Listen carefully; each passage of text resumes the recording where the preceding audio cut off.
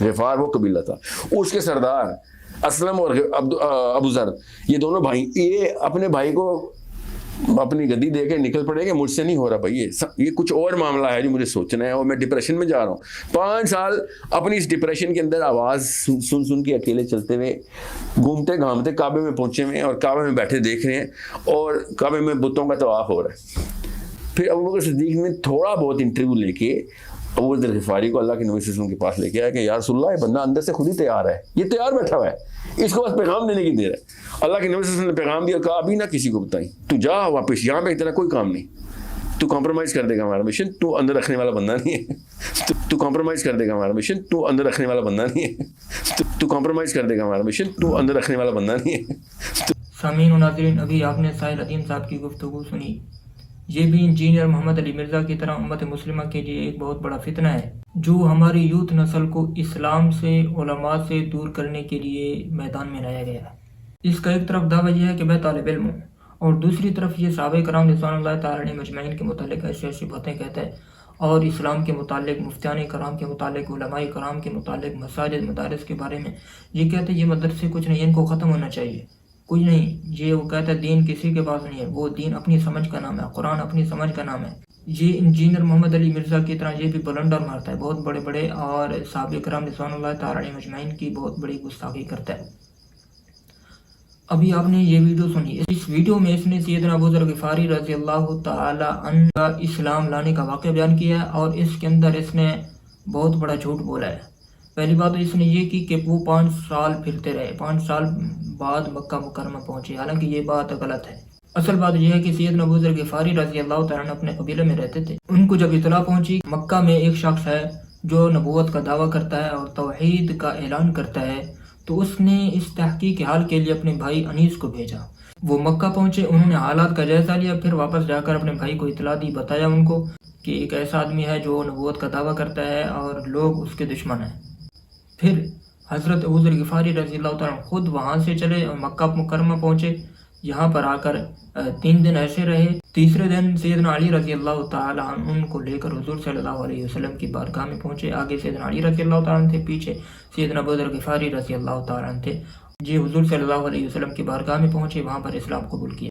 بات تو صرف اتنی ہے۔ ایک اور روایت میں آتا ہے کہ حضور صلی اللہ علیہ وسلم اور سیدنا ابوبکر صدیق رضی اللہ تعالیٰ نے ان کو مکہ میں دیکھا، ایک روایت آتی ہے۔ لیکن اس نے یہ جو باتیں کی ہیں سیدنا ابو ذر غفاری رضی اللہ تعالیٰ کے متعلق، اب آگے آپ سنیں، تو کمپرومائز کر دے گا ہمارا مشن، تو اندر رکھنے والا بندہ اس نے نہیں جو ہے۔ بات کی ہے اس نے بہت غلط بات کی ہے، اس نے بہت گھٹیا ترین بات کی ہے سیدنا ابو ذر غفاری رضی اللہ تعالیٰ کے متعلق، کہ جب وہ اسلام لائے تو ان کو آپ صلی اللہ علیہ وسلم نے واپس بھیج دیا اور کہا کہ تم جاؤ، تم کمپرومائز کر لو گے، تم ہمارے مشن پر کمپرومائز کر دو گے، اور تم جو ہے راز رکھنے والے نہیں، استغفر اللہ۔ اس نے کہا تم اندر رکھنے والے نہیں، یعنی تم رازدان نہیں۔ کیا کوئی ایسا مسلمان ہے جو حضور صلی اللہ علیہ وسلم سے سچی عقیدت و محبت رکھتا ہو، حضور صلی اللہ علیہ وسلم پر حقیقی طور پر ایمان رکھتا ہو، اور حضور کے صحابہ کے بارے میں کوئی ایسی بات کرے؟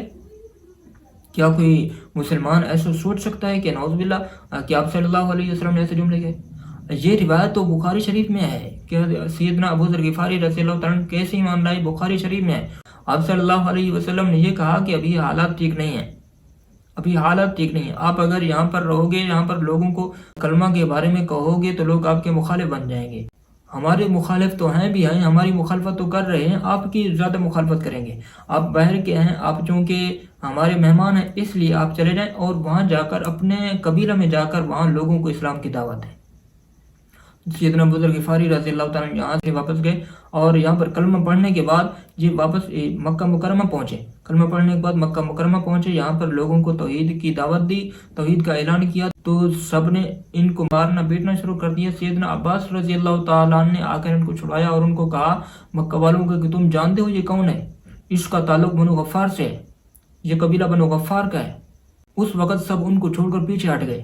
یہ کون کہنے والے تھے؟ سیدنا عباس رضی اللہ تعالیٰ کہنے والے تھے، جب یہ کلمہ پڑھ چکے تھے واپس آئے تھے، پھر حضور صلی اللہ علیہ وسلم کے پاس یہ پہنچے تھے۔ آپ صلی اللہ علیہ وسلم نے ان کو کہا کہ آپ مکہ میں نہ رہیں، آپ اپنے گھر چلے جائیں، وہاں پر جا کر لوگوں کو اسلام کی دعوت دیں۔ بات صرف اتنی ہے۔ اب اس نے کیا کہا کہ اس نے کہا، آپ صلی اللہ علیہ وسلم نے ان کو نعوذ باللہ یہ کہا کہ تم جو ہے ہماری مشن پر کمپرومائز کر دو گے، اور تم جو ہے اندر رکھنے والے نہیں، یعنی تم رازدان نہیں۔ کیا کوئی مسلمان ایسا سوچ سکتا ہے؟ اب آپ ہی بتائیں، اب آپ ہی فیصلہ کریں کہ یہ سیدنا بزرگ غفاری رضی اللہ تعالیٰ عنہ کی شان اقدس میں توہین ہے یا نہیں ہے؟ کیا سیدنا بزرگ غفاری رضی اللہ تعالیٰ عنہ جو عظیم صحابی ہیں، جو عظیم بڑے رتبے پر فائز تھے، جن کی زہد و تقوی کی آج تک مثالیں دی جاتی ہیں اور قیامت تک مثالیں دی جائیں گی، یہ بہت بڑے متقی تھے، کیا ان کے متعلق ایسا جملہ کہہ سکتے ہیں؟ کیا کوئی مسلمان ایسا جملہ کہہ سکتا ہے؟ مسلمان تو ایسا جملہ نہیں کہہ سکتا۔ اس لیے میری نوجوانوں سے گزارش ہے کہ خدا را آپ جو ہے دین والوں سے سیکھیں، نہ کہ ان سکالوں سے سیکھیں جن کو کچھ پتہ بھی نہیں، صرف چند رٹی رٹائی باتیں ہیں جو صرف عوام کے سامنے کہی جا رہی ہے، ان کے پاس اور کچھ نہیں۔ قرآن سمجھنا ہے تو علماء کے پاس جانا پڑے گا، حدیث سمجھنی ہے تو علماء کے پاس جانی پڑے گی۔ اسلام کے محافظ علماء ہی ہیں، مساجد اور مدارس اسلام کے محافظ ہیں، اس لیے خدا را ان سے بچیں اور علماء کے قریب آ جائیں۔